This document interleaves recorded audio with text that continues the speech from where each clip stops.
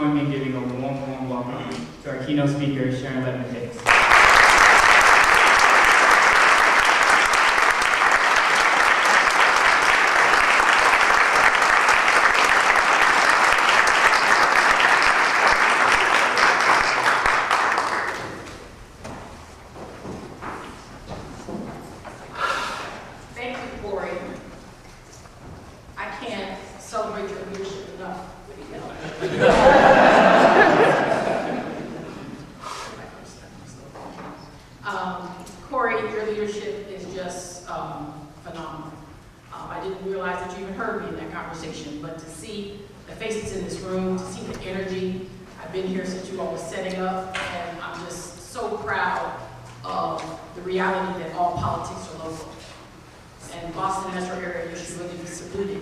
For being true to your mission, for supporting an organization growing like the Hispanic Black Gay Coalition. As an Afro-Latina with deep roots in Costa Rica, Central America, and Mississippi and Tennessee, it is an honor to see the unity here in such a major city. So I thank you, and again, I'm even more humbled that I look at this distinguished panel and the gender equity on this panel.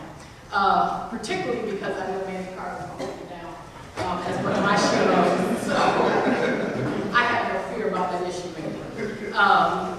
But seriously, for the subject of the day, I constantly get the question, why do I do this work? Why gay rights, Sharon? Don't you have another cause where you can dedicate your energy? What made you decide this issue was worth all your attention? How could you make gay rights your life work, your career?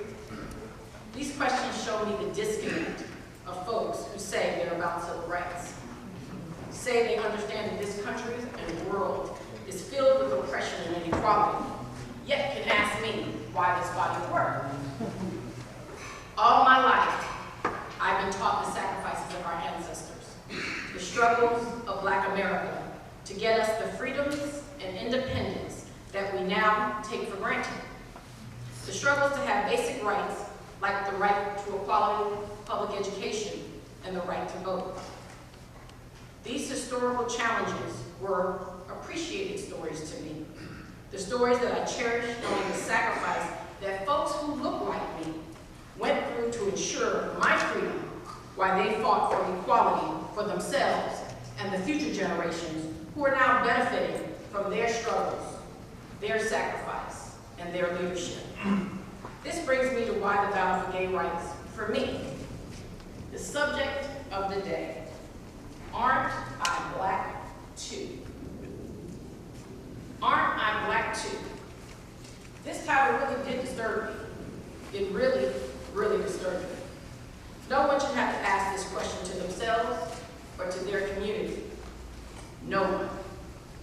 Paraphrasing an African proverb, I believe, until the lion learns to speak, tales of the hunt will always glorify the hunter. Until the lion learns to speak, tales of the hunt will always glorify the hunter. My constituents must become empowered lions and lionesses, ready to speak for themselves in this fight for racial justice and LGBT equality. All of us grew up or still live in a world where being gay in America, especially Black America, was and still is considered taboo. Black America invented Don't Ask, Don't Tell as far as I'm concerned. We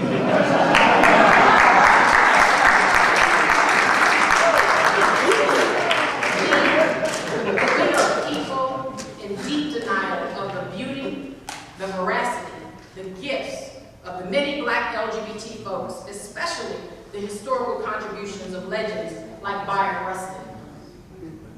The problem is often described as fear. But fear of what? Do you think you can catch being gay? It is time to have a real conversation in America, especially Black America, about our hypocrisies and ignorance around sexuality. Now, I didn't set the stage, and I intend on being a provocateur today, so that this panel will have a nice opportunity to have a robust conversation. If you have raised children, you know the investment we each make when you agree to shepherd a young life.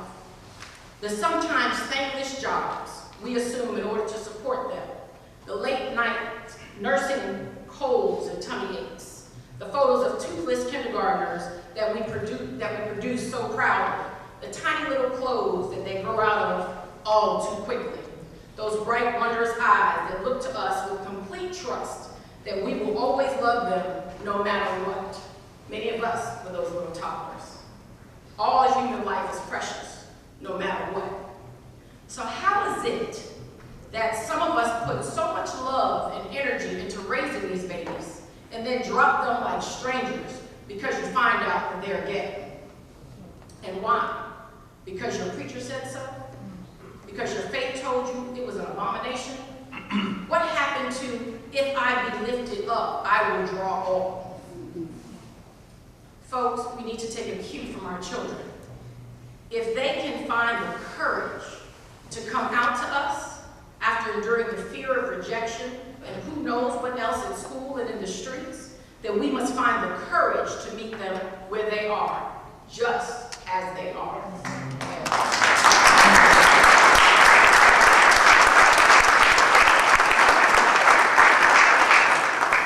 We think we can bully our kids into being straight.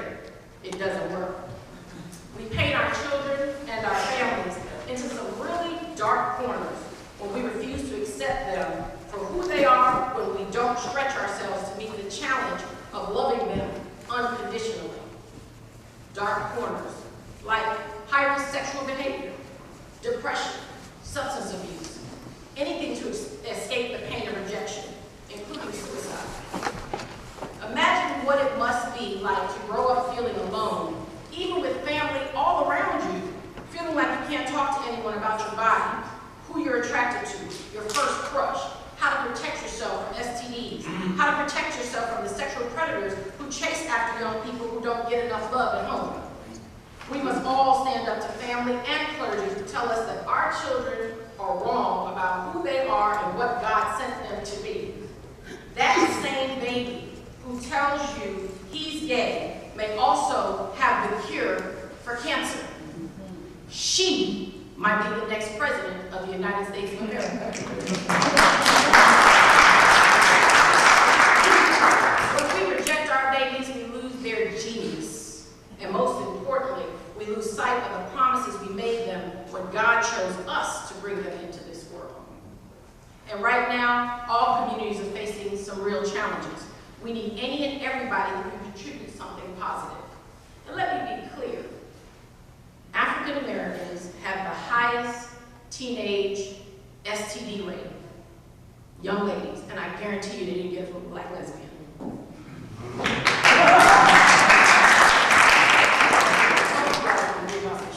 And the same courage, if I may, that the African American community showed in the 1960s is the same courage we have to show now. It took a lot of courage to stand up for racial injustice, especially in the South. That took physical courage. What we need now is emotional courage to save our children first and foremost. Remember, before you're in touch with your sexuality, your racial identity is established. These are our babies asking, aren't I black too? Really? No one should have to choose one identity over the other. We all have multiple identities that make us unique and work